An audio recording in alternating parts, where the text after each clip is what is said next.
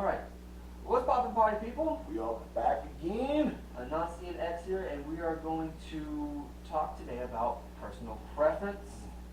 When it comes to the entertainment we like to sit around and consume, be it comics, books, games, movies, TV shows, whatever it is.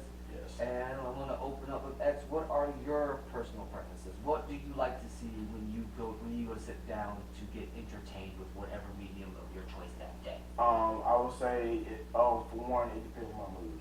Yeah. And then two, if it's TV show wise, shows like Stranger Things. Something about that is very unique. Even though it has some similarities to other shows, it's different. I don't know how to explain it, but it's different. Like sort of like those thriller, horror type things. I love.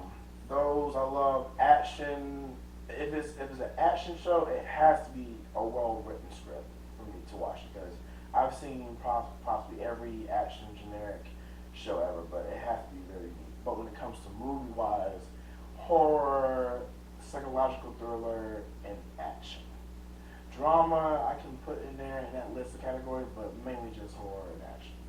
I love horror, but it's a different type of horror I love. Like Get Out with Jordan Peele. That had like a psychological thriller, but it had horror elements that I love. So you prefer your horror to be more you so what I'm getting at is that when it comes to horror, you would like it to stick in your mind later because of the implications, Yeah, correct. as opposed to the visceral on-screen display. Yes, correct, yeah. Cause see, like, I'm at the point now. I'm just tired of like the generic jump scares. If you can't make a grown man like me be scared at night, then you didn't do the job. Yeah. So movies like Get Out and the movie Hereditary, Yeah. that made me want to stay in my house, in my friend's house, and close all his windows and keep the lights on. Okay, it scared me as a grown man. Yeah. That did its job. I was like that because it could actually happen. And I think the issue with that is that when it comes to psychological terrors, Yes. the problem with those is that in order to make a good one, you basically have to confuse and disorient your audience in such Yeah. a way that it makes sense. Yes. But you feel no sense of control in the situation. Yeah. As opposed, and it's easier because at the end of the day, a horror element when it comes to games or horror movie Yeah. is basically the lack of control, the lack of empowerment in the situation. Correct. But it's very hard to do that without using, jump scares or just strong imposing force. What usually happens, and I actually use this as a very good example of a horror section Yeah. in a game, and that's a lot of tension. It basically sucks away a lot of your ability to fight. Yeah. And it is scary the first time too, but after you play it a couple times, it's not that bad. If any of you have played the Prince of Persia: Warrior Within, Okay. there is it basically is a sequel to the Sands of Time. The premise is that, because the prince used the Sands of Time in the first game, he is now outside the established timeline, and there is now a monster chasing him to put him back on track. Jesus. And the thing is called the Dahaka, and it is terrifying. Wow. And there will just be random sections in the game where it will just start chasing you. You don't know when it's going to happen. Oh Jesus. And you can't predict it, but it is an imposing figure, and is the guardian of time. Oh, yeah, that's very interesting.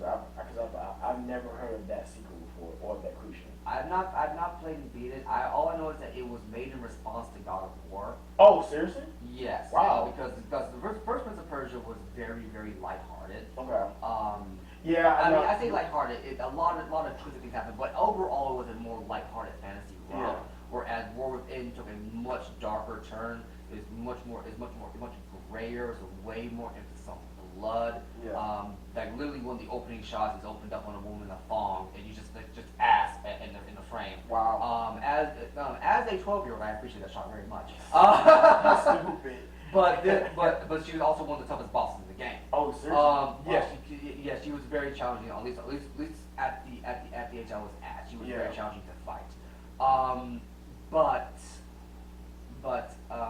Yeah, that was an idea of how to do tension in that moment because you're used to, because the prince has his ability to, the whole point of Prince of Persia is that he is an acrobatic fighter. You can run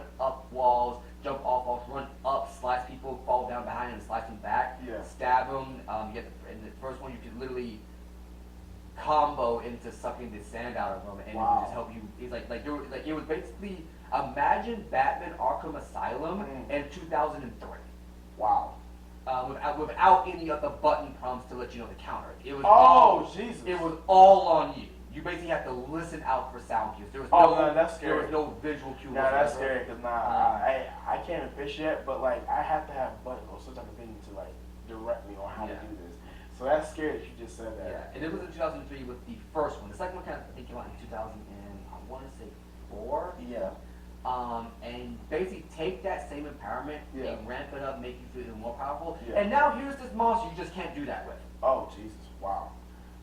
That's crazy. But like, as far as like for you though, like what, as far as like movies or TV shows or whatever, like what type of genres like pique your interest? I would say high concept science fiction / science fantasy. Okay. There are very few instances of fantasy that I can, like hardcore fantasy I can get into. Like Tolkien, I appreciate Lord of the Rings, I do. As movies, Jesus Christ, you gotta have a whole day planned out to watch those things. Yeah, you do. But fantasy on its own is not enough to engage me. There has to be something else going on. And I've noticed that when it comes to fantasy, I really gravitate more to like foreign fantasy, like anime stuff, because they're able to weave in a philosophical bent to it. Yeah. And I think without a philosophical bent to my entertainment, I find it very hard to get into. Gotcha. Like let's take the original Halo series, for instance. I'm talking about pre-343 because I haven't finished 343's run on the series yet. But with Bungie's run on Halo, they managed to wrap this science fiction first-person shooter about a super soldier up in a commentary that, if you sit down and think about it for more than 5 minutes, is actually a criticism of organized religion. Wow. And I have been playing this game up until it took until the Halo 3 came out. Yeah, and reading the first 6 books to come out with it before it really hit me that a lot of this is about not even just organized religion, but about organizational control. Now, when you said that, that I can see very well. Organizational control, yes. Because it's not just on the covenant side. Yeah, no, it's yeah. where the organization Somebody somewhere wants control and power over somebody. Yeah, and they are willing to lie, steal, and cheat, kill, and do some underhanded shit to yes. get to it. That is so true. And I do like high concept stuff. I also don't mind dumb stuff. Yeah. But it can't just be dumb for the sake of being dumb. It's gotta have it's gotta lead into the comedy. It's gotta lead into the goofiness. It's gotta lead into the lighthearted stuff. So I'm glad you said that. So when you said dumb movies, for me, it's weird, but for me, I like movies like disaster movies. Yeah. I know that sounds crazy to some people, but something about it is stupid and goofy.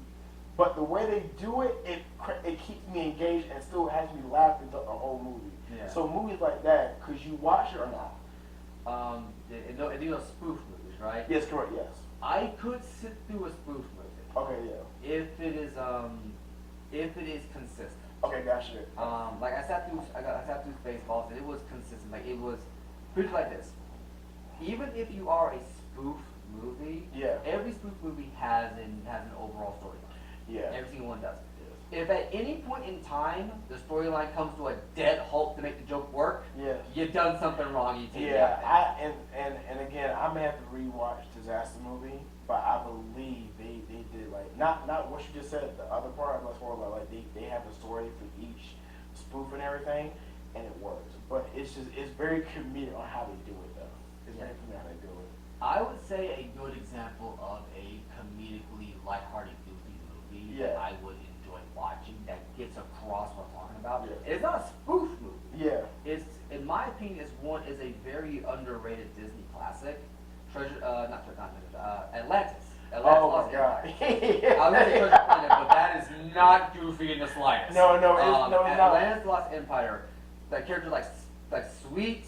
And Vin with and Mole, man, and the Latino girl. Yes, it's like yes, there's an overarching story. Aubrey. Yes, Aubrey, and yes, there is and there's some serious moments in there, but it's overall a lighthearted adventure. Yeah, but it gets very dark in some areas very quick. But I also found out the reason why that movie apparently didn't do well. What? Real side tangent, but apparently one of the main criticisms is that it felt like an animated live action feature. It's like, what's the problem with that? Huh? Wait, are you serious? That was a That criticism. was the issue? That was a criticism that was a criticism that I heard earlier this week. So what's wrong with that? That's what. Well, to be fair, this movie came out like what 2004. I believe so. And it was back in the day when Yeah.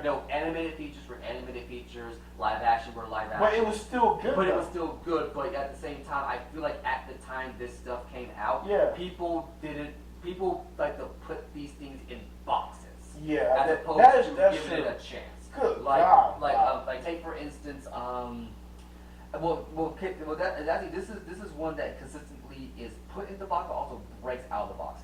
Take Batman movies for instance. Yes. Batman movies have almost always defied expectation as to what a comic book movie can be. Yeah. Now, okay. So when you say Batman movies, now are you talking about live action and the animation? Or Both. Okay. Both, Gotcha. because honestly, there at this point there's no distinction. Yeah, because no, you're right, because they always put them in the box, Yeah. and whenever a new one is either remade or rebooted, they always say, oh, this won't be good.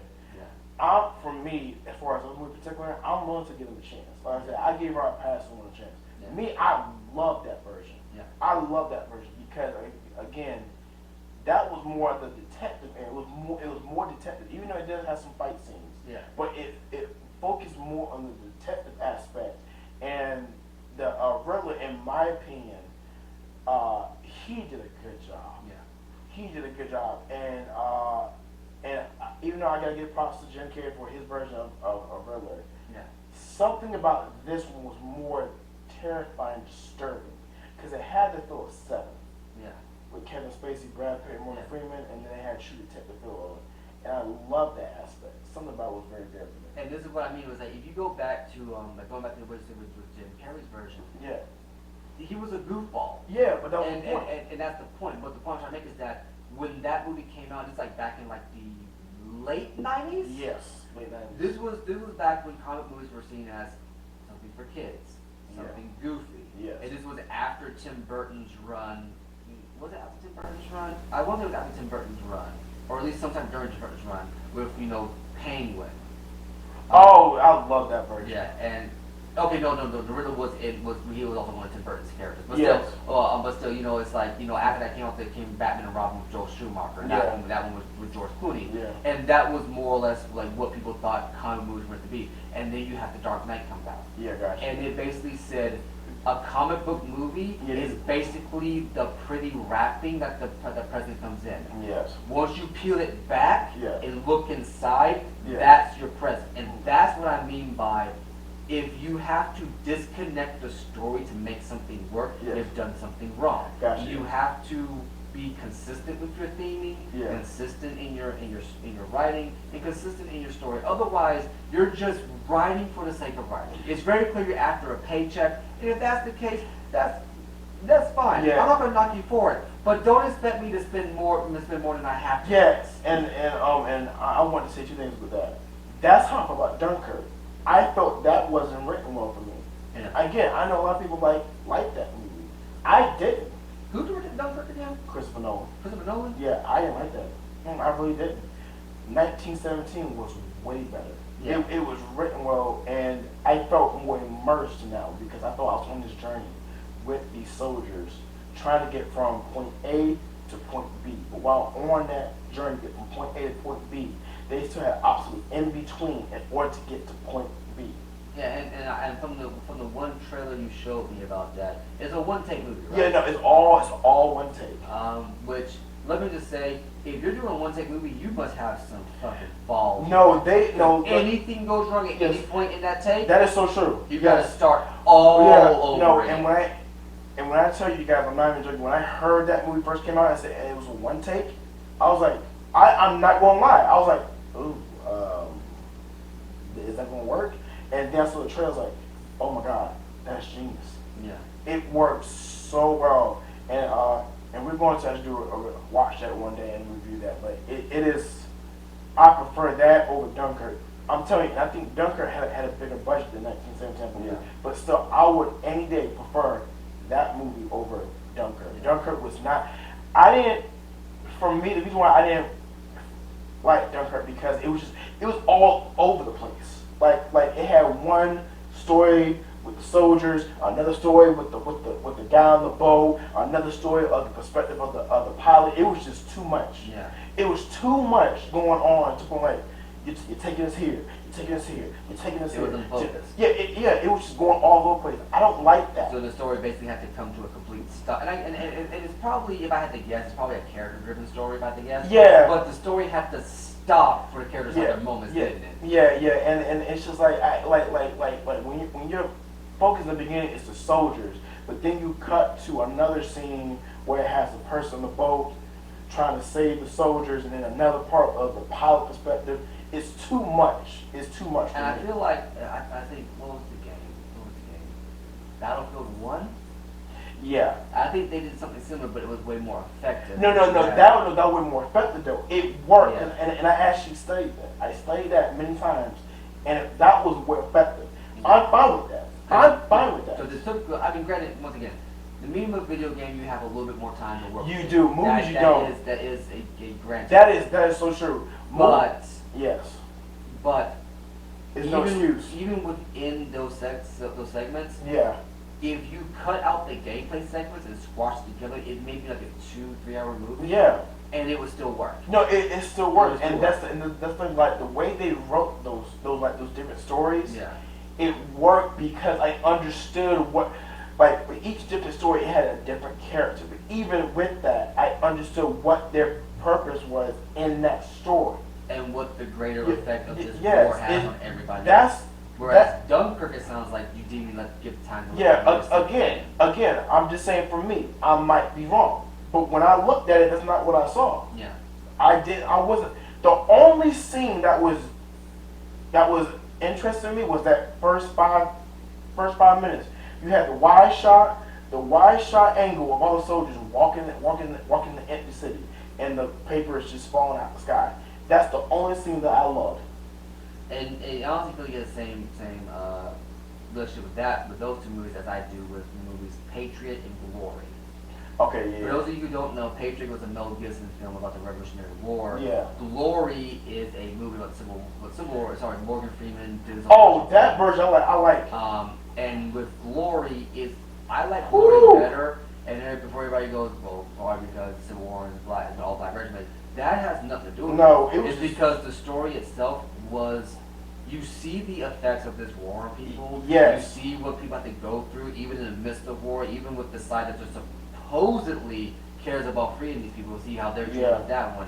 And then you see what ultimately ends up happening to those people. That- It was more worth it than Patriot, because all Patriot was about was just making Americans feel good about being Americans. Yeah, and honestly, like Even going so far as having a white person look at a black person and go, "I'm glad that you're sitting here beside Yeah, me." yeah. And I'm like, But- are you really though? no, you really don't. No, you're not. Because what happens, like literally the year after the Revolutionary War ends, what happens? Cling cling. Bing, bing. So that's what I mean. Was like I like high concept stuff, but I Yeah. also like my stuff to be consistent. Yeah, and let me ask you this too. I think you did mention comedy a couple minutes ago. When it comes to comedy, like let me give you an example, like the movie Dodgeball with Ben Stiller and Vince Vaughn. Could you watch a movie like that, or would that be like just too irritating because like just the goofiness and just moments where like, but because for me, I enjoyed that. I can watch that and get a good laugh. I've only seen that movie once. Yeah. And I remember enjoying my time with it. Okay. Whether or not I would enjoy my time a second time is another thing entirely. Okay. Gotcha. A movie that I do enjoy, and I already know this is gonna cost me some street cred, but I don't care, are actually the Madea movies. I love the Madea movie. It's certain ones, but the one I love the most is Diary of a Mad Black Woman. Oh Jesus! When she chainsaws the dude's house in half. man. But I remember where she brings her niece back into like her old house she used to live in. Yeah. And Medea's upstairs, and she's cutting everything, and you see Medea's mother going, "Who are you? tomorrow. I know Taekwondo, and I'm gonna whoop your ass. I'm like, I love that. You should see the stage play. Oh The man. stage play is hilarious because there's one scene in it Yeah. where he's basically telling this girl off. He's like, "Hey, you turn me off." Yeah. He walks upstairs. Yeah. It's all quiet. Yeah. Or he's like, "Gunshot, yo off," and she's like, "Madea, girl, I messed up." Thank you, Jesus. And I get it that Tyler Perry's films, and I've heard this criticism leveled at him consistently, and I do agree with it, that his Madea films, and I see a lot of his films, don't go far enough or don't take the responsibility that they have, that he has. They don't. But I honestly, here's my problem, right? Okay, so get a little bit, so this kind of look back into it. So getting to it, right? When Tyler Perry is focused on a message, he's very good at delivering that message. Yeah, he is. When he's focused on comedy, here's like this. His Madea movies are always focused on comedy with a family or a respect element there. Yeah. I'll give you that. Yes. And it is hilarious, but it could be better. But those are very clearly meant just to give people a laugh. Yeah, gotcha. Then his movies that don't involve Madea, those are meant to be much more serious. Yes. And I would argue some of his best writing. Yes. But he has one consistent problem that legitimately pisses me off in both movies. What's that? For some reason, he seems to think that the main problem with black people are educated black people. Oh, yeah. Have you ever noticed that? No, I haven't. It's like, for some reason, the educated black man, especially if it's an educated black man with a mind of their, well, I won't say black man, but educated black individual with a mind of their own, Yes. is somehow a problem. Yeah, exactly. No, I see that. It's like I get that you want to preach, respect your elders, respect what came before, and remember your roots. But why is it being educated is the problem? That's not the main problem with the black community. I'll admit there are people, black people in the black community who do take it too far and do need to sit the fuck down somewhere. Yeah. Looking dead ass at you, Clarence Yeah. Thomas. Yes, I know exactly who that is. No, we're not getting political today. I'm just pointing out a name. But a lot of our issues also come from within the ghetto. We gotta focus on within, without. It's like, if you ever listen to a Tupac song, he basically hit the nail on the fucking head. Yeah, he did. Especially with songs like Ghetto Gospel and Staring Through Your Rear View. Yeah, that and what's that song? Changes. I don't think I heard Changes, but I know Until the End of Time is another good one. Yes, it was. That was a really good one. Yes, it was. But it's just one thing for it's like, if you're not consistent in your messaging, yes, you can lose your audience. Yeah, no, I agree with that. No, I definitely agree with that. Because Yeah. I will tell you, the one movie that he did that was serious, that was very dark. I didn't expect it from him. It was one with Taraji P. Henson. I can't remember. It was Acrimony. That took a that. I don't think I heard about that one. That What's it bro, about? it basically the premise is when she was younger, she fell in love with this guy, Yeah. and she had this inherent money. Yeah. So the guy has this invention. He's trying to get up and running. Yeah. The problem is he has no money. I see where this is going. So during the process while they're younger, he's asking her, can she help her out? Yeah. Cause she loves him, she helps him out, and it keeps getting worse and worse and worse. Now you think like you said, you think you know where it's going, but it takes a whole different turn, my dude, and it gets darker and darker and darker and darker. And when you see Taraji P. Henson's character, the adult version, it gets crazier. But there's twists and turns I didn't expect from that. But yeah, it's just, oh my god! I'm like, I watched that about 2 or 3 times. I'm just like, where did you, Tom Perry? Where did you get the idea from? Like, were you just sitting somewhere and you just wrote something? And you just saw a black woman. You just okay, she has these insecurities. She's this crazy and this psychotic. Yeah. It's really. And I think it's a combination of both, personally. Yeah. And Yeah. it wouldn't surprise me too. Yeah, and it wouldn't surprise me either. But once again, if you could focus his message better and just try not to be as disingenuous with his overall theming, or at the very least do something different. Yeah. But instead of just making one cause the problem. Yeah. Yeah. Yeah. I think you do a lot better. Yeah. But also going off on that, like take another example, take the Marvel movies.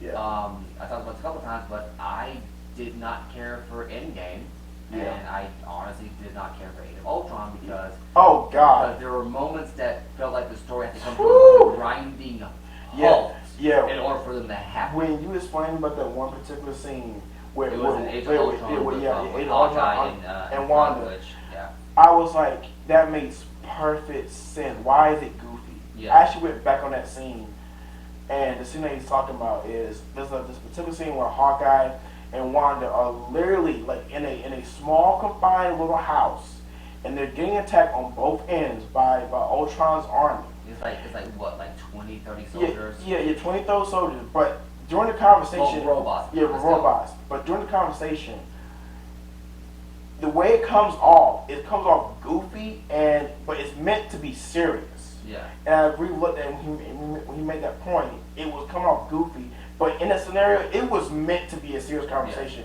I don't know why it was goofy, but I probably know why. But I'm not even gonna mention the director's name, but I think it was his fault.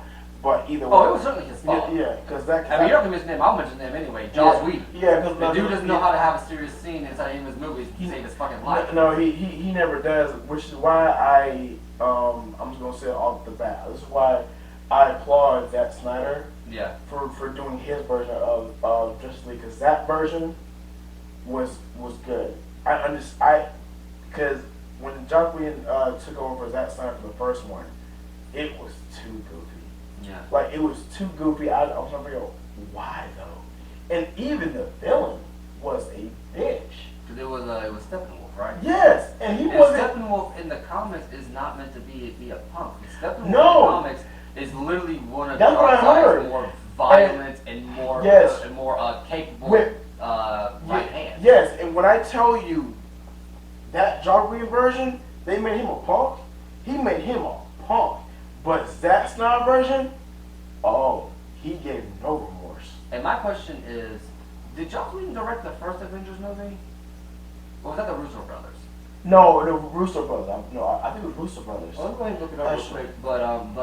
But it is interesting because if it is Joss Whedon on the original Avengers, That's surprising to me. I don't know what happened. Whoa, he did direct that. Yeah, so what the hell happened? Because this one was way more balanced. Yeah. It had decent comedic elements, but they were timed better. Whereas to where with Age of Ultron, and especially, and I wonder if this is just because I know the Russo brothers took over him after Age of Ultron. No, they did. No, they definitely did. And I don't think he came back for No, Endgame. no, of course. But I feel like his touch, his direction, his guiding On hand Avengers was always on the franchise. Yeah, no, it was, but see, the issue is, I think he got too cocky, as always, like he usually does, and when that one blew up, he thought the second one, okay, well, you know what, the first one was good, I made that happen, so you know what, let me do it again, but insert more goofiness. And you can't, and the thing is that you can't when you're adapting No, you part can't. of one of the more tragic, well, at least changing the inciting incident for one of the more controversial stories in Marvel's comic Yeah, lineup, Civil War.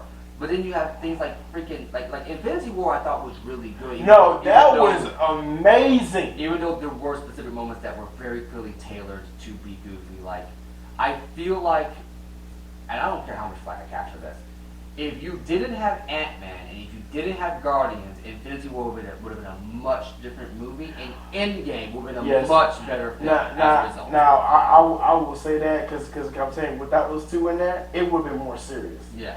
But I will say this for me, Guardians, yeah. Guardians in that movie for them, it worked. Ant-Man, he can go. I have no interest in Ant-Man. Well, it also doesn't help that they changed who the Ant-Man is. The original Ant-Man was, you know they called the Pym particles, right? Yeah. Named after Hank Pym. Well, they changed it because Hank Pym, the original Ant-Man, is a bit of a problematic character in terms of Marvel. Why? Because he has a history of being an alcoholic. He invented Ultron, and openly smacks his wife in the comics. But, More than okay, once. Okay, so look. Now I don't condone that, but He also cheated on her and cheated on her. He also had a kid with someone else. The problem is that because of all that, yes, Disney will not make him a main character. I want to see that though. Again, I'm not condoning any of that, but as a character driven like that, I want to see something like that. Because here's the thing, right? If you're trying to make comics more grown up, you can't have your cake and eat it. No, you can't. You're trying to make it kid friendly, but you're also trying to be realistic. That's if what you want to be realistic, yes. You have jackasses who put hands on their wives. Doesn't matter if you agree with it or not. Yes, it happens. It happens. If you want to try to tone it down a bit, I understand that. But don't just change it around because you want to have Ant-Man, but you don't want to have Ant-Man. Yeah, and that's what got me pissed off with the Blade thing. Everybody knows how Wesley Snipes in all his Blade movies literally was savage, did not care, was smooth as hell, got the ladies while still killing vampires. It was gory, it was bloody, it was sexual, but it was well balanced throughout the whole movie. Yeah. It worked. So why would you go backwards and make it PG-13? Yeah. I don't get that. And you know, and one thing, we'll get more into this in a later conversation. But yeah, that's part of the big one. But yeah, it's like you deliberately made something goofy, or it's a thing called mood whiplash. Basically, yeah. You have a consistent tone going through. You're leading up into the big moment, and then you do something completely different to subvert expectations. Which, by the way, if those two words come out of your mouth, you're not a real filmmaker. You're not a real critic. Sit your bitch ass down and shut the fuck up. But you know that's the perfect way to say it. And do not take that back. I'm not taking it back because here's the thing: if you're subverting your audience's expectations, I've actually heard legitimate film teachers and legitimate film directors say this. If you subvert your audience expectations, you're disrespecting your audience. Because what that means is you are too much of a coward to live up to the expectations they set. And I'm not saying that you have to do verbatim everything your audience wants you to do. How many people go watch a movie? It'd be damn near impossible. Yeah, exactly. But what you should do if you are a legitimate director, a talented writer, and you actually care about the craft, you should be looking at what people are saying and going, okay, what wiggle room can I work in here to still do my own original thing, but also cut to the heart of this? Yeah, because now I'm gonna say this and be done with it. But when you mentioned to me about Morbius in the comic books, on how gritty and violent he was, I was like, I want to see that. That's something I've never heard of. Yes. That is interesting, even though it is messed up. I want to see that because what you do is you ultimately end up creating a conflict. Yes. And creating a creative solution. But you open doors to other things. I'm trying to say why stay in a box and get out the box and literally take a risk. Yeah, to take a risk. Look at Deadpool. Ryan Reynolds even said he spent years. Wasn't it like a decade he was working on? Not even that. He said like it took him years to literally try to get the thing greenlit to get rid of R. Because what happened, right? It was the original. Let's hold on for this conversation. But my point is But I get you coming out. But it's like it's just a whole thing where it's like you're sitting here and another prime example, and I'm sure people are tired of hearing this dead horse be beat, but The Last Jedi. That entire movie, the only thing anyone said about the movie was that it subverted expectations. And it said it's genius because it subverted expectations. It's not what you expected. Yeah, I don't expect a kick to the nuts every damn day. Doesn't mean I'm gonna like it. Alright? Because what people were expecting, right? Yes, traditionally the second movie in a trilogy, not even just Star Wars, but in a trilogy, is supposed to up the stakes, change the dynamic, make you rethink what you thought beforehand. what were people expecting in Last Jedi? They were expecting Kylo to have more conflicted feelings about his turn on the dark side. Yeah. They expected Rey to, if not have her parentage revealed, or at least have hints at her parentage, if that was important. And then they expected Finn to basically come into his own as a character. None of that happened. Yeah. Instead, it was a comedy the entire damn time. No, I got no story. I got no resolution. Everybody said, yeah, it ignored the problems it thought, it ignored the questions that it thought were relevant, and answered the ones that did. The only question that it answered was that, and the only answer to the question was that nothing matters, ignore what came before, we're doing something new. Okay, why is that your central message in the middle part of your sequel trilogy? And why do you end the movie in a way where there is nothing to continue on from?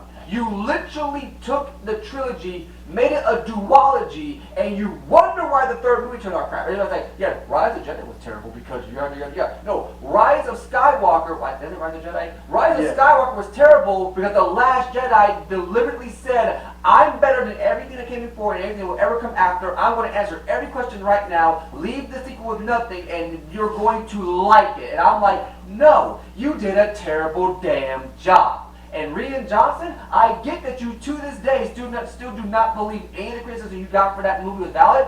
If whatever reason you're seeing this and you for some reason have any amount of balls, and I don't think you do, to come have an interview, I want to ask you to your face, what the fuck is wrong with you?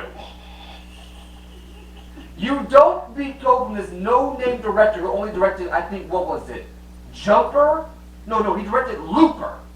With Bruce Willis, that was the Looper, he directed Bruce, I have not seen. I hear it was okay. I've not seen. I've not seen, but whatever. And then you directed 2 episodes of Breaking Bad. The only 2 episodes in a series where they adhere to Chekhov's gun, which, if you don't know, Chekhov's gun is if you introduce a gun in the beginning of the first act, it has to be fired by the end of the second act. Basically, no wasted space. I didn't know that. It's actually a stage play terminology. Okay, gotcha. So if it doesn't carry over to the film, I'd be really surprised. But it's Chekhov's gun and Chekhov's gunman. Chekhov's gunman is the guy who fires the gun. Gotcha. Basically, do not waste your audience's time. If it's not important to the story, do not put it on stage. Yeah. You ignored that the entire damn time. Yeah. And in Breaking Bad, which is a series that, from my understanding, adheres to that rule like a religious creed. When you directed 2 episodes and everybody says they're the 2 episodes you can skip and miss not a damn thing? Oh, seriously? Yes, that is a common complaint about the 2 episodes he directed. That's bad. You don't get to walk your ass onto a series that's 40 years running, one of the biggest IPs on the planet, and go, I'm going to do my own thing. Because what you did was, you didn't direct a movie, you wrote your damn resume. That's bad. That's fully bad right there. And that's just part of my issue with The Last Jedi. But just aside from the fact that, your only lightsaber battle was the worst one in the goddamn franchise. How the fuck do you have a scene? And I'm sorry I'm going to be here, but how the fuck do you have a scene where the main heroine gets caught by a guy with 2 blades? He literally has 2 blades. You have her in a chokehold with one, and then you edit the second blade out of his hand so that way you can't make the argument that the guy should have stabbed her right then and there. And then you have Kylo Ren at the opening of the fight just flail like this, like, stab. What are you stabbing at? Oh God, I can't wait to have a Star Wars conversation about that, cause man. Oh no, we have Star Wars. I'm not holding that. I'm telling you, like, I'll say about just that part. He is passionate, just like how I am with movies. That conversation can go on for hours and hours and hours. Put it to you like this: if it wasn't for Star Wars, I would not be into video games, I would not be into movies, and I would not be into books. Oh, that's sad. I am not joking about this. Wow. I am not exaggerating. Well, that's a good thing that Star Wars came out then. Yeah. That's good. But just overall, like those are my specific genres that I love, and those are his specific genres that he loves too. And and I think it's important to have personal preference because what it does is that it allows people to well, it not doesn't allow people, but it allows a diverse set of directors, a diverse set of Yeah. actors to make a diverse set of movies. Yeah. To make something different every time. Yeah, to that's put your own fine. spin on things, even if it is within certain genres, or to just create a whole new genre in and of itself. Yeah, but I love that though. I Yeah. love that. So yeah, and I'm okay with that. And as long as they execute it right and Yeah. do it right, I'm fine with it. Yeah, and a lot of that does come down to just would you say there's such an idea as a perfect storm or getting lucky, or can you actually factor that in? Can you actually plan that out? You can plan it out, but I will as far as it being perfect, I would not say. I mean, I can say no movie is perfect. Not in my eyes. Oh no, I don't mean perfect. I don't mean perfect I mean perfect like all the parts come together to actually get the movie Oh yeah, out. no, oh yeah, no, yeah, yes, no, yes, no.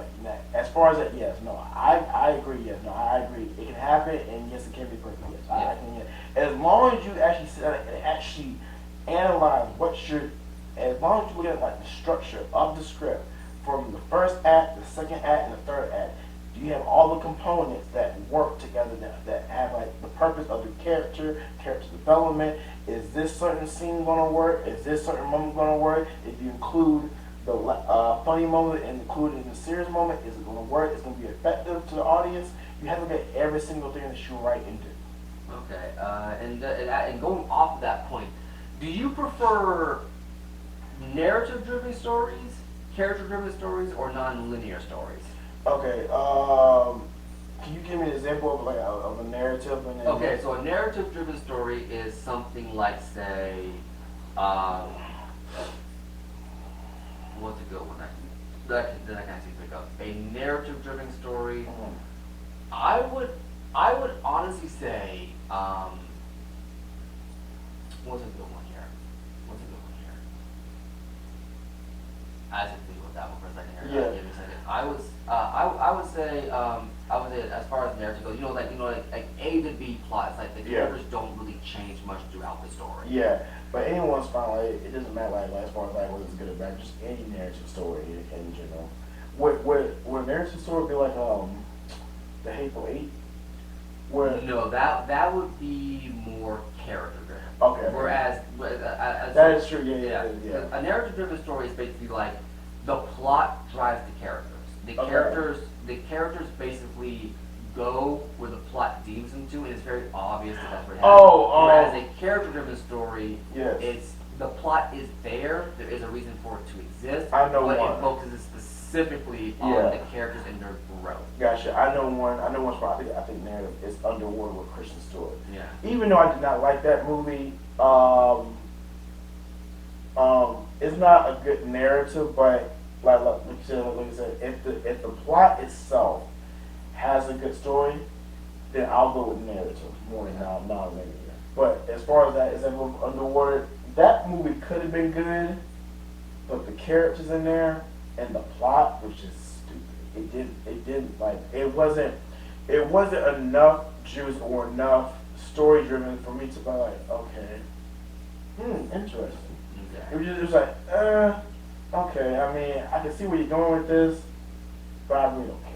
Actually, a good example of a narrative-driven story, I would say, would be the first God of War.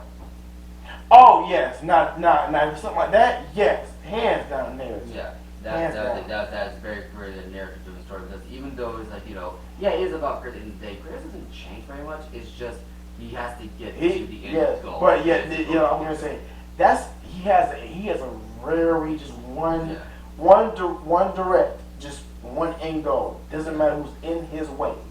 He needs to reach that end goal, like you said. Doesn't matter who's in his path. He will kill anybody to get to his end goal. Yeah. And a more traditional look, because I think narrative-driven stories are kind of falling to the wayside now. Just because I feel like they were most like an early, like late 90s, early 2000s kind of thing, where what's the word? Where it's like think of like an old cartoon, right? Yeah. There is this, there's this main plot, there's this overall thing, and everybody's just trying to get to the end of it. Yeah, you know? gotcha. Yeah. Nowadays it's more character driven, which I honestly kind of prefer myself. Yeah. Because even within like John, like say Star Wars and The Matrix or even Halo. Yeah. Actually, Halo's a good example of a narrative driven story, but with stuff like that, especially like stuff like Last of Us and Uncharted. Yeah. I feel as though people drivers kind of hitch on to the fact that, well, at the end of this story, this plot's going to be resolved anyway. Let's spend some time getting to know the characters and how this affects them on an individual level. Because I will say when you mention those two games, Lord of the Rings, that's a good narrative-driven story. Yeah. I'm sorry, I don't know why that didn't come up in my head. Yeah, I don't know why either me either. Because because actually that was a very long story. Yes. And keep in mind, guys, again, this is Frodo trying to take a ring to a mountain to drop it in there. That's it. Now think about it. Now it sounds simple, right? No. That's when I had about 3 movies. It was like that long. Yeah. And it took him to get from point A to point B. I'm like, how is that even possible? But they did it. It was effective. It was effective, and it worked. Yeah, and granted, yes, there were character dynamics that did happen and shift in there. Yeah. But I would argue that the climaxes of those stories kind of like gone. Yeah. As opposed to a character-driven story where it's like you see the character build and build and build into that moment, and then it kind of then when that moment gets there, it hangs on that moment for a little bit, and then it moves on. Correct. Yes. Correct. Example of non-linear storytelling is basically Pulp Fiction. Oh, no, okay. Now I will say with that, when you just mentioned Pulp Fiction, something like that, I can watch. Yeah, to my understanding, I think Pulp Fiction. I don't believe it invented it, but it made it popular. Yeah. It made the concept of it. No, yeah, I know. I think you could be right. That could be the very first one that I know of too. First one I saw. Yeah, because that was genius. Yeah. That was really genius. It was fucked up, but it was genius. Because basically what happened was, if you haven't seen Pulp Fiction, oh god, it's basically it's filmed itself in such a way where it seems like an anthology film, right? Yeah. Where it's like, and for those you don't know, an anthology film is basically a film that's a collection of several short stories. If you've seen the Animatrix, you know what I'm talking about. If you've seen Halo Legends, you know what I'm talking about. If you've seen Disney's Fantasia 2000, you know what I'm talking about. Yep. They're basically different short stories told across the length of a movie. Yes. With Pulp Fiction, however, these short stories, when you get done watching the movie, you suddenly realize that they're all actually the same story. And all connected. Put in a different order, and then when you get done watching it, you then can play it back in your head to see how it goes from start to finish. Yes, and it is really well done. I'm not surprised that it's still.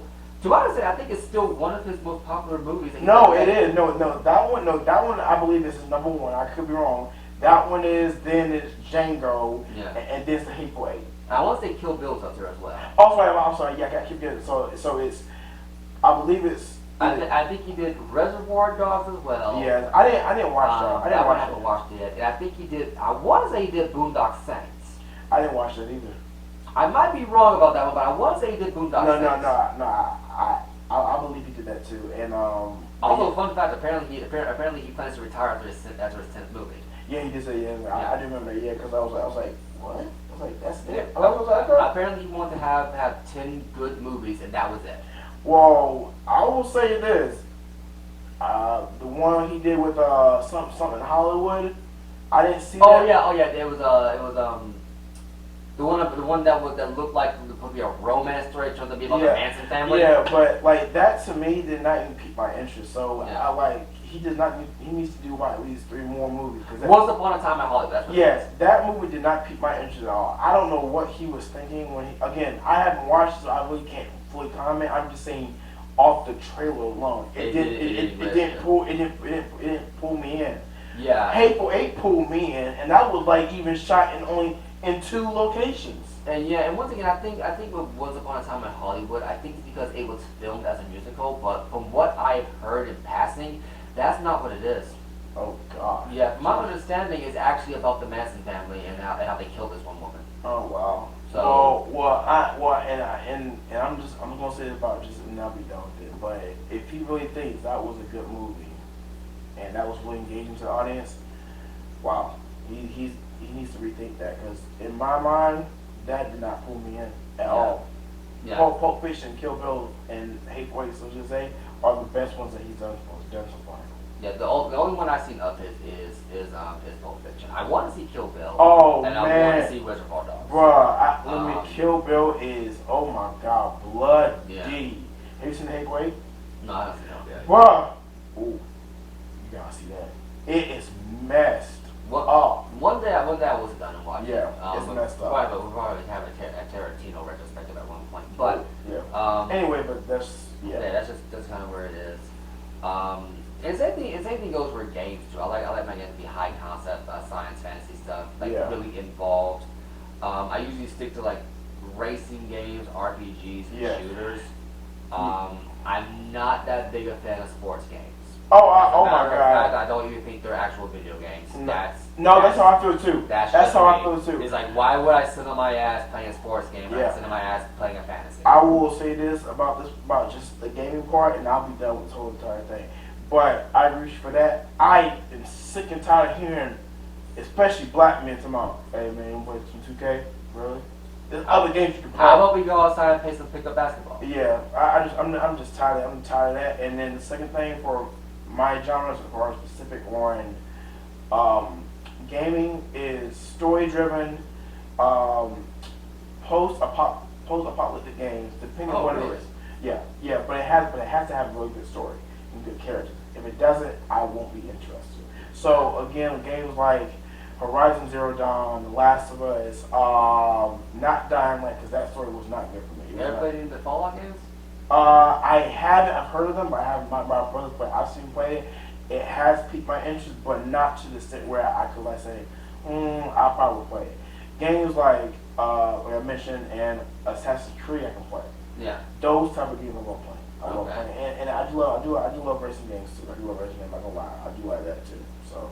And I'll play some platforms. I have a platforming habit just from my time playing Sonic growing up. Yeah, I love Sonic. Yeah.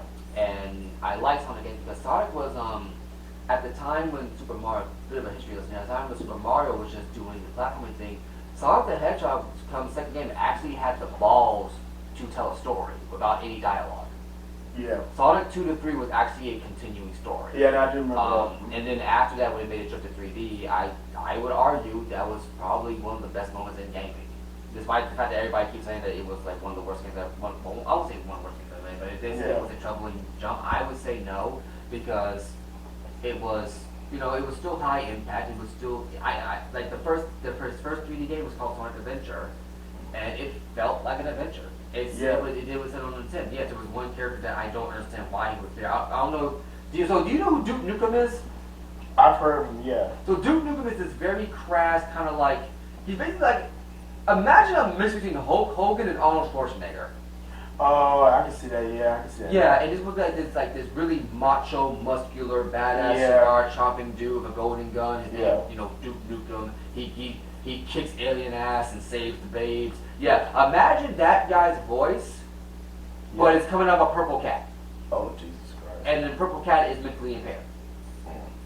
Yeah, that was a character in Sonic Adventure for some reason. I don't know why. I am already out. After you said that, I'm already out. Because that does not interest me at all. Yeah, but honestly, the character, and the character granted they haven't brought them back since. They're usually just like background cameo characters. Yeah. But the other stories revolving around it, because the Sonic Adventure tells its story in a non-linear way. Yeah, it does. And I thought that was honestly genius. I didn't even realize that was what was going on. I was playing through each individual story, but when you get done playing the game, you realize that you've been learning the entire plot of the game spread across 7 characters. Yeah. And I'm like, how? And how the fuck did you make me cry over a goddamn robot? Yeah. It's like, Jesus Christ, man. But yeah, it's like, those are the kind of things I like. I like, and honestly, I think more importantly, I like stories that are willing to challenge your perspective on what the story can be about. Yeah. Because if you just play it safe, Sure, it's fine, but what are you really doing at the end of the day? You're playing it safe, not You're playing it safe. You're Yeah. not. You're not pushing it forward. You're not trying to put Yeah. your own spin on things. You're just doing what you see. Yeah, exactly, and that's always my thing. Yeah. And granted, yes, it is hard to do something consistently every time, Oh, but yeah. you should still at least Try. put forth the effort. Yeah. It doesn't have to be groundbreaking. It's just I just gotta see that you put your own mark on it. Correct. Yeah, I agree. And with that being said, we're gonna call it here for today. Yeah. And I've been the Nazi. This has been X, and we'll catch you around. Peace.